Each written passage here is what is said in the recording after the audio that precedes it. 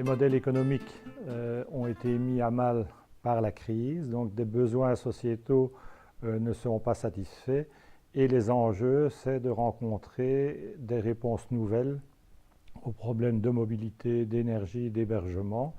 Et c'est en ça qu'on peut définir donc l'innovation sociale. Les gens ont dans le concept d'innovation, on voit l'innovation technologique, mais l'innovation sociale est maintenant mise en avant comme une déclinaison de l'innovation en tant que telle. L'innovation sociale n'est qu'une composante de l'innovation, ça fait partie d'un tout qui doit répondre aux problèmes du développement de la région, et la compétitivité de la région dépend également de l'économie sociale et de ses acteurs économiques.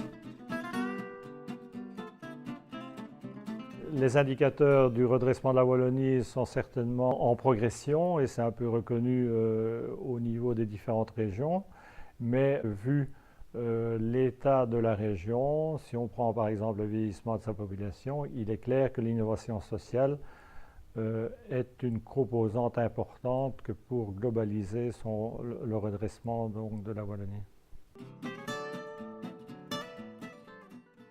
Les besoins dans l'innovation sociale sont les mêmes que dans des problèmes d'innovation technologique ou non technologique. C'est toujours des besoins de chercheurs, c'est toujours une attente entre la mise sur le marché et le développement du produit qui est relativement long, c'est toujours des besoins de financement qui doivent être patients avant d'avoir un retour économique. Donc la région doit soutenir ces entreprises et on ne fait avec ça que